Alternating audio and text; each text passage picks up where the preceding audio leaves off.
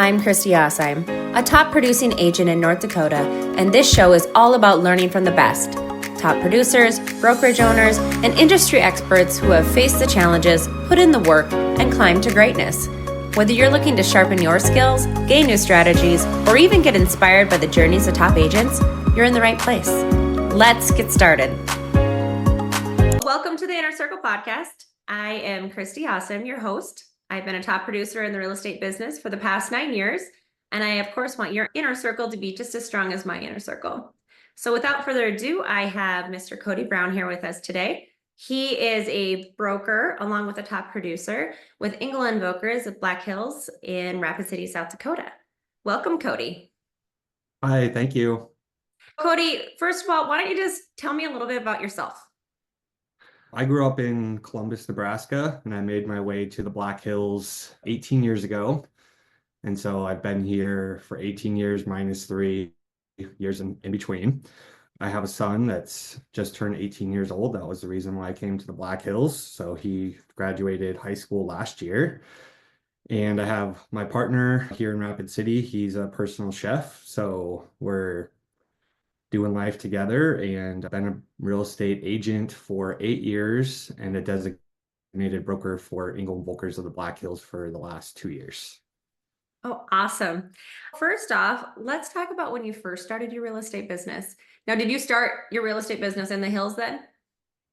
So I started my real estate. I got my license in Nebraska first, and I was in the process of going to be leaving a job that I had worked for 10 years in call center management. And my dad passed away, and that kind of changed my trajectory. So I decided to move back to South Dakota.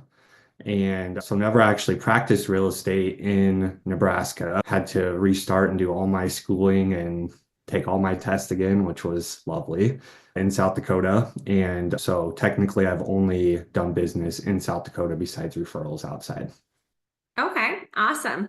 So when you first started real estate, do you feel like you were thrown to the wolves, or do you feel like you had the right mentorship when you first started? So I do feel like I had a great leadership team around me. I started at Keller Williams. I feel like they're really good for taking in new agents and mentoring them. So I did feel like I had a lot of coaches. I did have an actual real estate coach that oversaw my first 10 deals through Keller Williams. So although I also feel like I was thrown to the wolves just because that's how real estate is. Yeah. Oh, absolutely. I remember my first time with my first transaction, and I am in the oil boom. So it was just nuts and crazy and busy. And I had help, but I didn't have help. So I always ask, were you thrown to the wolves? Were you not? Did you have the right mentorship? But it boils down to it is so important to have someone. I don't care if you've been in the business 8, 9 years. You always need somebody in your circle that can help you and guide you. Absolutely. Yes. So, do you remember your first client? I do remember my first clients, and it was a referral from a friend of mine. And what's funny is I never told them that they were my first clients. And so I just was like, all right, I'm not putting that out there. I'm just gonna do the work and figure it out on the back end. During our final walkthrough, we were outside of the house, and their new neighbor, who happens to be one of my friends, comes out and is like, Cody, is this your first deal? And I was like, yeah, it is. Thanks. Like, it finally came out that it was my first transaction. And so, yeah, I do remember it vividly. And I actually sold that house 3 times now, which is also interesting. That's awesome. Literally, my first client just called me last fall and wanted me to resell his home. He had kept it the whole time. So I thought that was pretty cool. How that goes around. And I guess that means we did good if we were repeat clients there. So when we go into lead services, I know that's a thing. I want to talk a little bit about what do you do, or what do even agents underneath you do? What works, what doesn't? What's your best advice on lead services, relationships? How are you getting your clients these days? Or maybe even how you once got your clients and how it's changed throughout the years. Sure. To me, real estate is all about building relationships, not just transactions. So that's been one of my go-tos and one of my guiding lights throughout my real estate career. I would say that I started my website for real estate when I was 6 months into the business, and it was the best thing that I ever did. I would say that I was very nervous about the commitment because it is not cheap to start a real estate website. I did partner with another agent and a lender to share costs on the platform, but I would say that it's absolutely paid off. I still have the same website. I still have the same vendor that I use. We use Google Ads to get leads to our website. And then a lot of repeat business is where I get, and referrals is where I also is my strong suit. Absolutely. The longer we're in the business, if we are top producers, we seem to have the repeat clients year after year. What do you think about like the Zillows, the realtor.com, all those type of things? I always just want to give advice to agents on anything. Do you find they work or not? My recommendation is always to start your own, because basically what you're doing is you're paying them for leads, but you're basically paying them to leads to go back to their website and not your website. And so that repeat of people coming to your website and seeing your face and names on all their email alerts and the platform and the CRM behind a website platform. I don't know if they get all that with Zillow, but I know that they have some sort of probably a database tool that they can use. But you're basically paying to drive people to their website instead of your own. Great. Yeah, I 100% agree with you. I think that's a great way to spend your money. I know I do hire my social media marketing done, so it's tracked, and then I do have the KV Core for the CRM, which I'm sure you have one through your website then at that point. Yeah, so I've used KV Core before. I've used a bunch of them through our real estate office itself. Right now, they use Lofty. I personally use Boomtown. Boomtown. So, Yep, I've heard of all of those. Yes. Always just great advice for people because we always need more help, right? yes, exactly. Okay, so what about AI? I'm loving all this new ways AI stuff. I haven't tried it all yet. What have you tried? What do you like? And are you open to it? Oh, yeah, definitely. I use AI 27 times a day, usually. So I use it to help create text messages and emails that are effective. So for a while, I was just like sending out similar emails to people when I would do my real estate follow-ups in my database. So I've used AI to take the same message but recraft it so it doesn't sound the exact same. Still has the same meat and potatoes. I use AI so much that I just asked it the other day. My boss said, "Hey, you should put in what is your IKIGI or something like that." It's some sort of a Japanese, what are you about, basically. And it spit out this long thing that I felt was very similar to me because I've used it so much that it's so in tune that it actually answered that question. My partner, I had him do it, and his asked him a bunch of questions. So he doesn't use it as often as I do, but I thought that was very interesting. And then we were just in Austin, Texas for EVX, which is our annual summit for Engel and Völkers. And the majority of the talks were about AI tools, how to leverage it, basically finding AI to do all the things that you don't enjoy doing in real estate and leveraging those tools so you can focus on what you're really good at. I'm loving the one. I just got it downloaded and I haven't fiddled with it yet, where it fills out all your emails for the day and then you go through and you just change it a bit and then you send them. So it sounds more like you, but it's answering your emails, which I mean, Oh, we get a ton of them. So that one's new. I haven't fiddled with it yet, so I'm excited to try it. But Chat GPT, of course, is my daily friend, just like you stated. It knows us so well. You can just basically say, "Oh, and add my broker stuff," and it does it. Or do this yes. and it does it. It's funny. But definitely that's a great tool. It saves us a lot of time. I think a lot of agents when they first start the business don't realize that you have a ton of paperwork. Like paperwork is our life. Yeah. I think that's the biggest caveat when we have new agents come on. They literally have looked at the beauty of real estate. Do you ever see that? Oh, yeah, a lot. And I still run into agents that have been in the business forever and they're not good at paperwork, which is interesting to me. So I personally took on and always made it a vow that I would always do my own paperwork just because I don't trust anybody else touching my stuff. So I do have finally an assistant that's helping me with drafting my paperwork, but I go through and compliance check everything. So definitely paperwork is a big thing and super important. We also have, when I switched over to more VIP properties, a private brokerage, before we switched to Engel and Volkers. And I brought with me Dotloop. I've been the administrator of Dotloop, which is our paperwork system. So I'm like a paperwork guru, so to speak. I manage all of our forms and make sure that everything's nice and pretty and effective. So we go in there, it's easy to fill it out and what's pre-filled out, what can be pre-filled out, those types of things. But Right. definitely to stay on top of. Yeah, that's super handy for sure. So now that you're in the Black Hills, I want to talk about STRs, Airbnbs.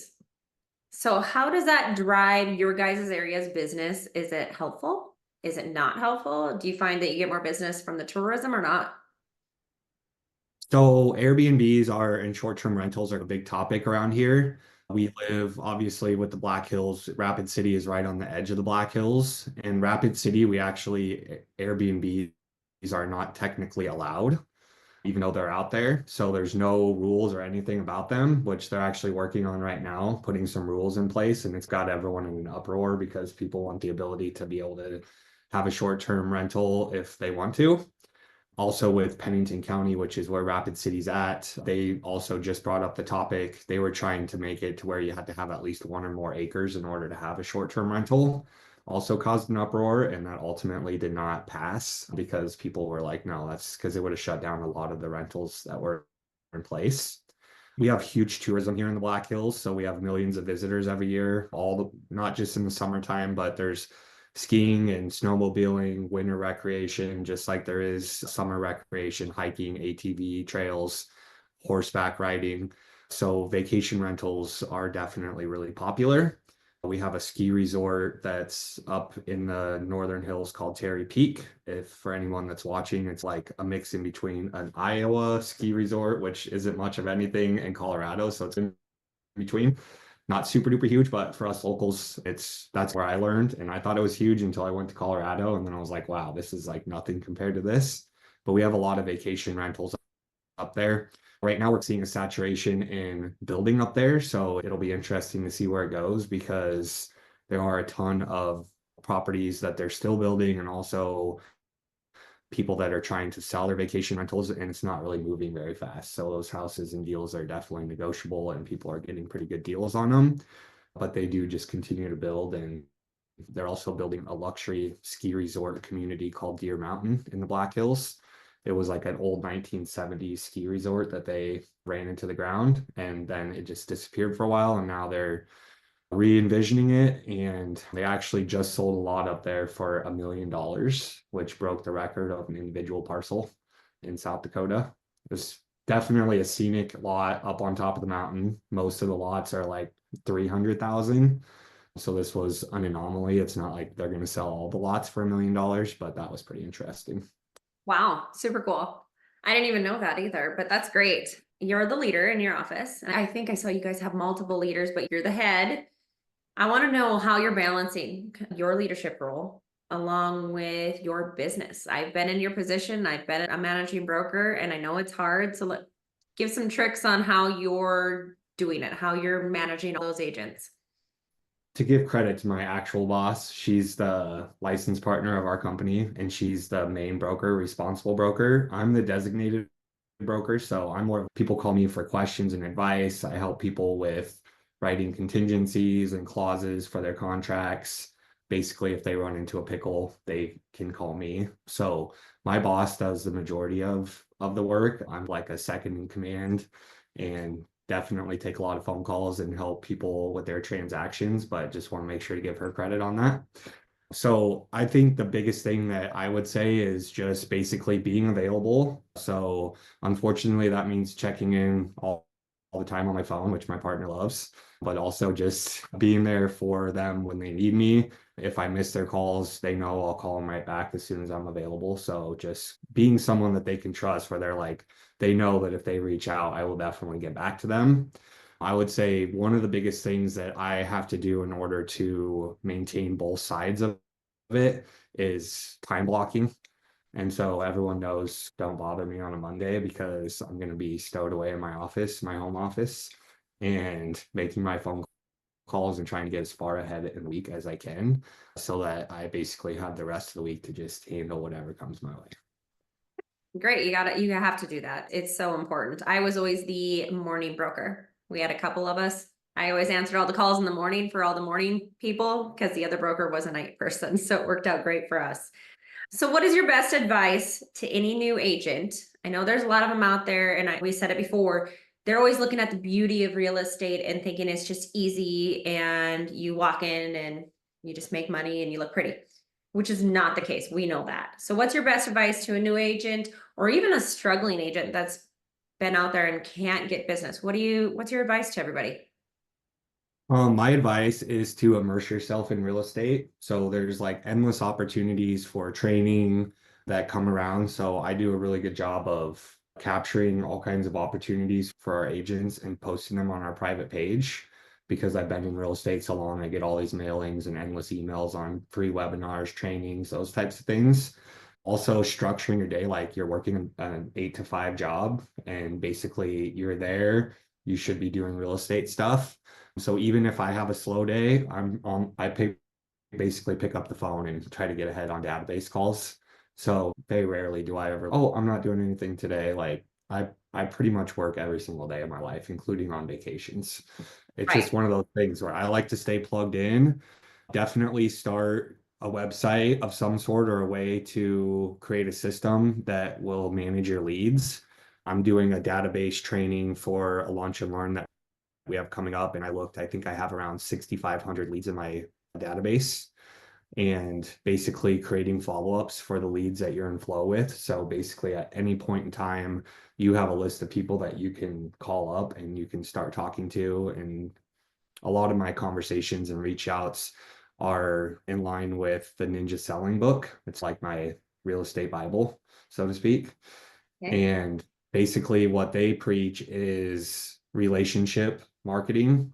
And so, really, not even really ever talking about real estate with people unless they bring it up, but just being there and talking, showing interest about their family, their occupation, their recreation, their dreams, asking them questions, noting those things down in my database. So when I follow up with them, I basically can say, hey, I know you were just about to have your first grandbaby. Like, how's that going? And like all the little personal touches that would be impossible for me to remember if I didn't have my database. So starting a website, creating a database to manage your leads, putting everyone you know in there, even if you're not reaching out to them on a regular basis, but basically a way for you to keep in contact with your closest people in your life. I even have my mom in there. So That's literally, awesome. like, all right. So I talk to my mom obviously more frequently than most of my leads, but like it's a literally reminder in there, like, hey, check in, those types of things. No, it's awesome. I hope my son does that. He's out on his own now. Check in with mom too. So I guess my last question for you, hopefully is a fun one, but what is one moment in your career you're mortified or it was super funny with either a listing appointment or a showing appointment, anything that happened? Because we know we have a lot of them. Yeah. I appreciate the 10-minute heads up on that question or whatever. I was like, literally saw it and I was like, okay, I'm glad I got a heads up because I'm not always good on the spot with coming up with these things. But I would say recently, probably the craziest, funniest, stupidest thing that's happened to me is so I was in Vegas for a weekend with some of my colleagues, and we all know how fun Vegas can be and overwhelming. And so I get back, I'm like super tired. The next day I have a closing at 9 o'clock. And then I have a showing with, thankfully, a couple of my friends' parents because I get to that. I go to my showing or I go to my closing, get that taken care of. Took a closing picture with my clients as I always do for a social media post.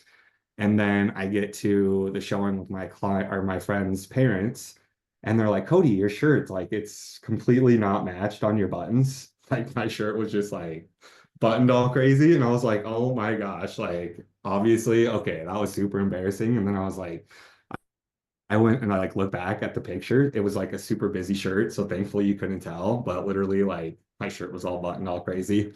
And they just thought that was so funny. They're like, they knew I just got back from Vegas and I was just trying to pull my life together really quickly that morning. Sometimes we can be a hot mess. I mean, we work all the time and we go on vacation. That's when we get all the offers, all the calls, all the things. So it never fails. Absolutely. Cody, thank you for joining me. But before we go, I want you to let everybody know where they can find you. Yes, so you can find me on Instagram and also on Facebook. And so I'm sure I'm sure you can put down my handles and stuff like that. But those are the two main platforms that I use. Okay. Yes, we will definitely do that, Cody. And thank you for joining us today. We do appreciate it. Thank you, Kristy. That's it for this episode of the Inner Circle podcast. I hope you've enjoyed the conversation and took away some valuable insights to help you along your real estate journey. If you found today's episode helpful, make sure you like, subscribe, and hit the notification bell so you never miss an update. We'd love to hear your thoughts, so drop me a comment below with your biggest takeaway or any questions you might have.